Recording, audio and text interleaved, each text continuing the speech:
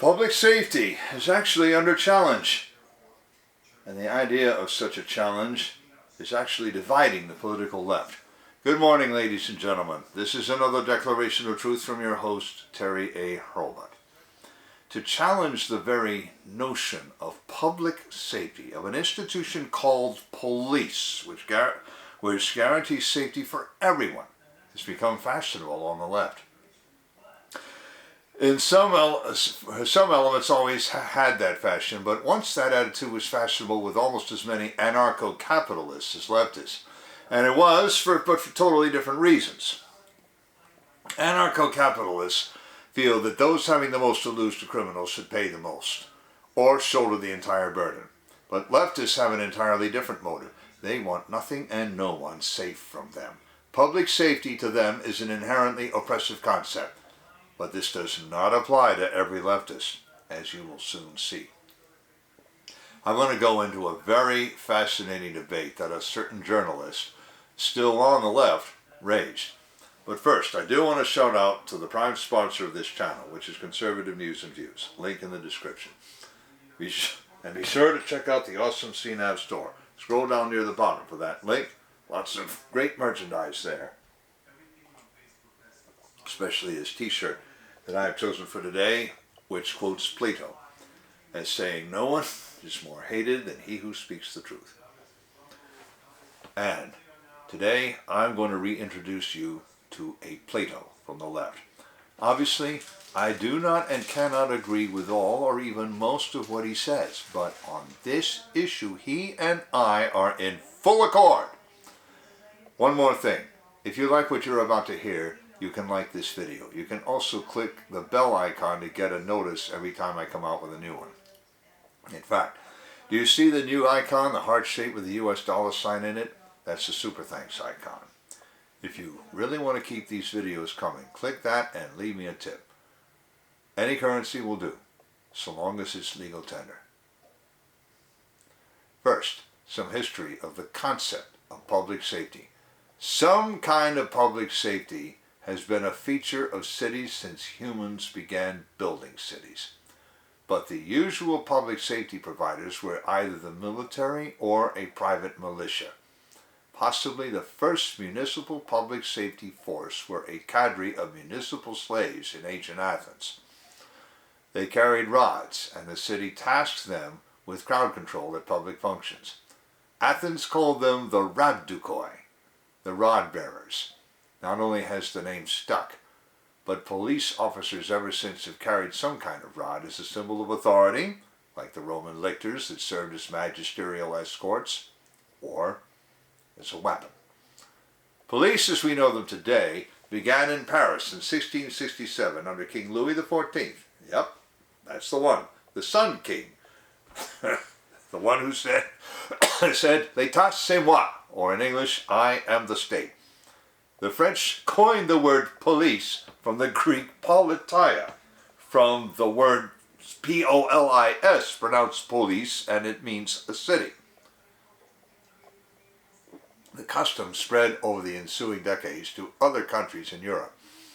In 1829, Sir Robert Peel founded the London Metropolitan Police. Bobby's Robert, Peelers Peel.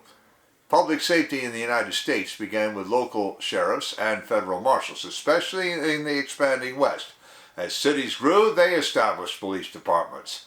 The oldest police force in the United States is the Philadelphia Police Department, dating to 1751.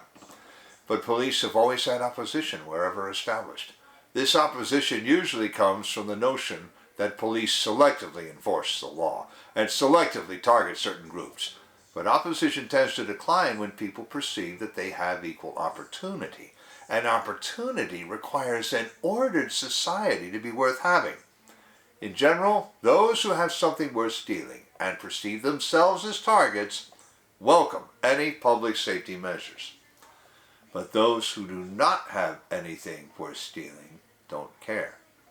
And perhaps those who want to do the stealing resent the police more than anyone else. Robin Hood, whether he was a real person or not, remains a symbol of championship of the poor against a sheriff who looked after the interests of the rich at their expense. Jesse James was a real person who developed a reputation for doing in real life what Robin Hood did only in legend. Well, perhaps he did not deserve that reputation because no one ever saw him share his loot with anyone outside of his gang.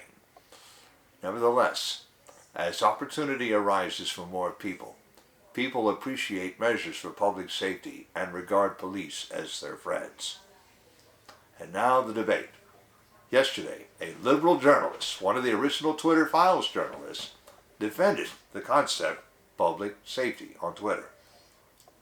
Mr. Lee Fang of the Free Press and also of the Intercept is a resident of San Francisco. His colleague Mike Schellenberger and Twitter owner Elon Musk have already noticed something very wrong with San Francisco recently. It started with the closure of the Whole Foods market in the Trinity section of the city.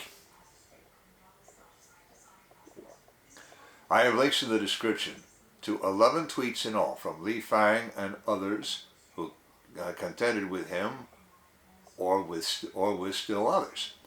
Now first we have 3 tweets from a thread he started with describing the plight of a friend who had suffered 8 burglaries.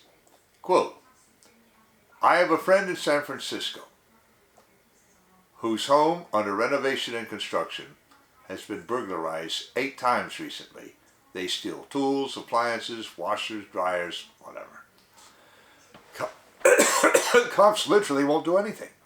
He has video footage of the burps who work in teams with a getaway card. Police shrug it off. It's insane. A huge break-in happens. He calls police. They never come. Happens again a few times. They reply many days late. And on the 8th time, yesterday, a few officers show up and say they can't do anything. Security cam footage looks like one of the perps might have had a gun. Unquote, Lee Fang. Now here's where someone asked Mr. Fang whether his friend had ever voted to defund the police. And Lee Fang says, absolutely not. Laugh out loud. This person supports public safety and votes accordingly. Yet San Francisco city services are garbage if you live under threat of violence. Basic government services are gutted by far-left pressure groups. San Francisco is at a 300 officer deficit of full-time police. And the far-left voices on the Board of Supervisors have added so much new paperwork that officers spend hours filing and filling out forms for every police-civilian interaction that most don't even bother doing basic police work, close quote. And here's where someone says something really snide. Quote, my tax dollars fund the police. I don't want them to spend my money protecting your buddy's extra properties. If he can't afford private security detail for his private properties, that's his problem, close quote. Let me tell you right now, mister, that's a wrong-headed attitude even if there were other properties involved, which, now listen to Mr. Fang. He says, this is his only home, you... Well, I'll bowdlerize here. And then he goes on. But yeah, the far left is so captured by woke NGO billionaire ideology that their preferred solution is privatized security. Let's have a society where public safety is only ensured with private police. Sounds wonderful and just. Close quote. By the way, NGO stands for non-governmental organization. Before I go on to the next debate, I want to shout out to a sponsor who can really help you through the economic storms to come. That sponsor is oursilverlines.com. Do you feel like you're working harder for your money just to get by? You are not alone. The fluctuating economy, employment issues, and unexpected changes in life have left many families struggling over the past few years. Collecting gold and silver can help shield you against many of these challenges. But if you're like me many years ago, you don't know where or how to start. Our Silver Lines helps by connecting you with thousands of members who are learning the secrets to creating and protecting true wealth by collecting precious metals. Whether you just want to collect rare and unique coins or take advantage of the business opportunities this company provides. Either way, they can help you learn to live an exceptional life. Visit oursilverlines.com to learn how you can build a legacy for your future. We now turn apparently to a conservative who suggested that Fang move out of San Francisco. And that started an interesting debate, a side debate. Let's call these people A and B. So here we go. A, I'm losing patience with these types of stories. People have voted Democrat for years in these places, and this is the result. Then expect some sort of sympathy for the HE double hockey sticks they created themselves. And if the guy is a conservative, he needs to move. B, people love to turn these stories as if only blue states have violence and crime. Now here, B insists that red states have more crime than blue, but he's quoting statistics for the entire state as if crime happens in an even distribution throughout any state. Now, listen to A come back. A, yup, and vast majority is in Democrat-controlled cities, which is where the policing is done and where police priorities are set. B, so you're arguing that the Texas Republican Party, despite having complete control of the state legislature, the governor's office, and law enforcement agencies, is completely inept and has no say at all or control of what happens in the four largest cities where most Texans live. Laugh out loud. A, pretty much yes. Local policing priorities are set locally and not at state. Prosecution priorities are also set locally, which is why you have DAs refusing to enforce laws as well. The state controls their own state trooper department, which generally don't get involved in local policing unless requested. All, incidentally, absolutely correct.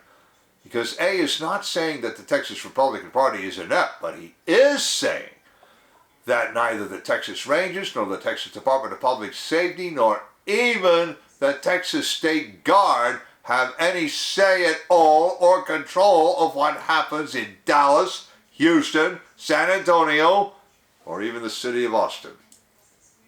Well, 3 hours later, someone dropped a tweet laughing at Fang for saying police are bad at their jobs and it's the fault of the left. Here is how Fang answered him in 2 tweets. I've left a link to one because it always displays the one that came before it. So here's the text of both. Quote, Mark Zuckerberg spends $14 million per year on his own private security, per disclosures.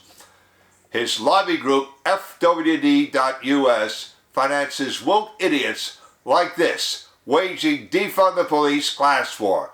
Can't afford your own private security? Tough luck.